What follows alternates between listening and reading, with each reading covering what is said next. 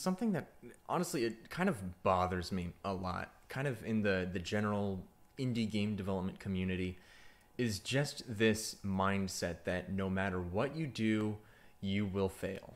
And it's really only true if you believe that it is true. And I want to talk about that today. So hello, I'm Gavin. I'm an indie game developer. I'm the developer of a game called My Beautiful Paper Smile, which is actually launching kind of soonish, in a couple months, towards the end of 2021. Yeah, pretty cool. And like I just mentioned, in the indie dev community, there's so many people that will tell you, you know, oh, if you make any game at all, you will fail because it's just up to luck or whatever, and it's just not true. And the place that I see this kind of thing the most is on the r/gamedev subreddit. It's got like, I think, nearly or over 500,000 users, and basically every single day you go on there and you'll just see people talking about, oh, indie game development is the hardest thing in the world. There is nothing more tedious. It is hell. It is torture. It is evil.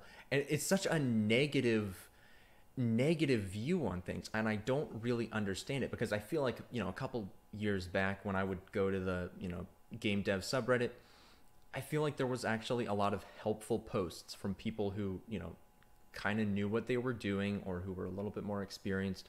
And there was a lot of posts from people talking about, you know, actual useful stuff.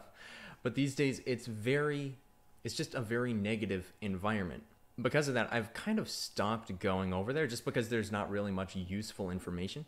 It's basically just a bunch of people saying, you know, like, oh, hey, I'm new to game development. What should I do to get started? And then the comments just have like 10 or 20 people just telling them what a terrible life decision they're making. I don't feel like that's the best way to approach, you know, this whole problem, because it's true. It's true. A lot of indie games do fail, but why are they failing? Well, ultimately, people just aren't that good at making games. Like I'm not that great at making games. I've made some decent stuff, but a lot of people just don't get to that point. And a lot of people's first games, my first, I don't know, probably 4 games were complete trash.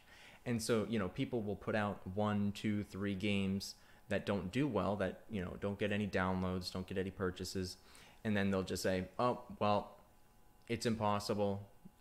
It's impossible to market a game. It's impossible to get a publisher. It's impossible to do all this stuff.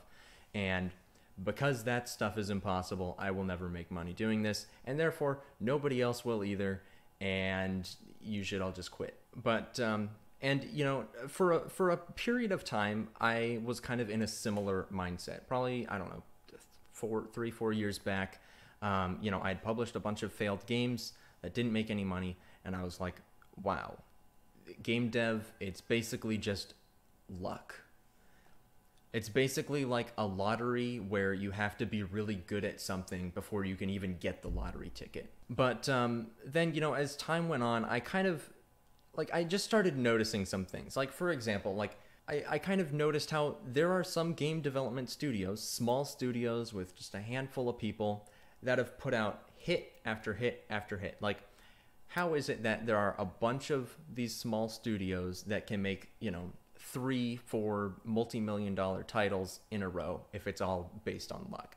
And just that alone made me think, well, maybe it's not all up to luck. Maybe there's just some stuff that all of us stupid little peasants are missing. I don't know what all those things are. I don't know what all of them are. Obviously, there's some important ones, like if your game looks like trash, people will perceive it as trash and they won't want to buy it. You know, if it's possible for more than one game to become successful and make, you know, millions of dollars, why isn't it possible for anyone else? And the point is, it's not impossible for anyone else. You just have to be smart about it. You got to think stuff through. And now keep in mind, this is coming from a person who is not a millionaire. I am not a millionaire at all. I'm a thousandaire on a good day. You know, the past few games that I've published, you know, My Beautiful Paper Smile, for example, I haven't gone over actual revenue numbers for that one yet, and I might do it.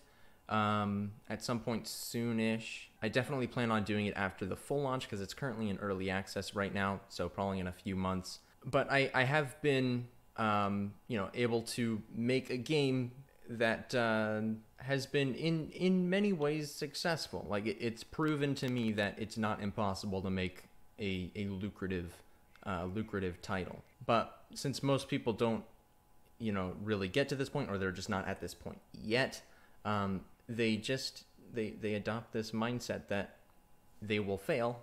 And so, if your entire, perception of this whole game development business is that no matter what you make, no matter how good it is, it will basically fail unless you get lucky. Like, there's two things that does. One, it's very demotivating. And two, like, it doesn't really make you look into things more. It doesn't make you research things more. You're not going to be looking into stats. You're not going to be looking for common threads between all these successful games and stuff. If you're just like, oh, well, they just got lucky. Oh, well, good for them. I'm going to fail. If you look at these things from a perspective of there is something I don't know yet, if you come at this in a way, where you're saying these games over here are successful, mine was not, what's the difference? And if you're actually like looking into all this stuff, then you're going to make a lot more progress. Once again, I'm not a millionaire, a thousandaire on a good day, but the games I've made have performed well above average. And I it's tough because I don't want to be like all cocky, like, oh, this was my doing, like, oh, I'm so great, and because of me being amazing, I made good games. Like, it's not like, I feel like I can't really take that much credit for it, but at the same time, I feel like it would be really foolish to just say, oh, it was luck, I just got lucky. Like, I feel like a lot of times saying that you just got lucky, it's like a humble way of saying that you were successful. And I think in a lot of scenarios, it's not true. Sometimes, yeah, somebody, they just made a random game, they put it out there and it did really well. They got lucky, right? Obviously, even in a lucky release, that game would have had all the right things in it to make it successful. It's just that maybe the developer didn't realize, that those things were going to make their game successful. So, at the end of the day, the whole idea of luck is just a way to, like, quantify a bunch of variables that you can't really understand yourself. And once again, I don't understand all the variables, but just the more you look into this stuff and the more scientific of an approach you take to business and game development and all this kind of stuff, I think the more success you really can have. Because if you try one thing, it doesn't work, reassess, try something different, log your results, compare results, look at stats, get really deep into all the nitty gritty and all this stuff, and just find those patterns, because if you simply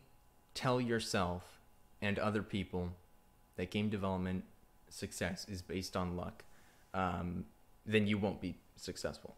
Like, you won't. Then you truly are putting your games up to a test of luck, because you won't really be taking the right steps to actually improving your strategy. So that's about all I have for this. I don't want to get like too into this because, once again, I've said this a bunch of times, I'm not a millionaire. So I don't really feel comfortable talking about like, oh, this is how you make a successful game. This is how you do it. Because I see game development YouTubers do that all the time, and I freaking hate it. I hate it so much when, you see unsuccessful people telling you how to make millions of dollars. Like, why aren't you a millionaire then? Tell me that. So I'm not going to get too deep into that. Maybe later sometime if I publish an actual successful, like, really big game, then I'll get into some more of this stuff. But for now, just know that improvement does not come from, you know, a perspective of luck.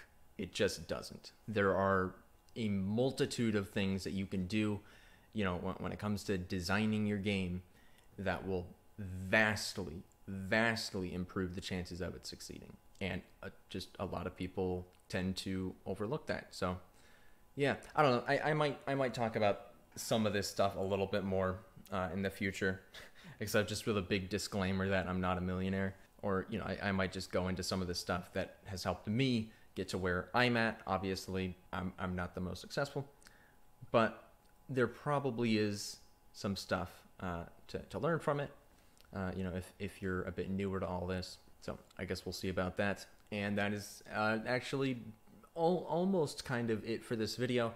If you've been a subscriber for a while, though, I'm sort of back. I took a couple months off. Hi, yes, I'm back. Hello, if you hadn't noticed. Took a couple months off just because I wanted to. I basically ran out of ideas for videos, so that's cool. And it got to the point where I wasn't really seeing the growth that I wanted, and I was kind of reaching a point where I felt like I really needed to focus my time somewhere where I could actually be like seeing some progress and making some money and getting something out of my effort. And YouTube wasn't really it at that time. So I spent a bunch of time, you know, working on my game, finishing that up. I put out a bunch of Udemy courses recently. Those have been going really well, so I'm definitely going to make a couple videos about that. But now that things are kind of settled down a bit, development on My Beautiful Paper Smile has settled down a little as well. So I'm going to try and get back into the YouTube stuff and get the channel kind of rolling again. So we'll see how it goes. I've got a bunch of ideas now. I've got a whole big list of videos that I want to make. So I've got at least, I don't know, 4 or 5 months worth of content planned. So hopefully that'll all go well. We'll see. In any case, thanks for sticking around, I guess. And I will, I guess, see you all in the next one.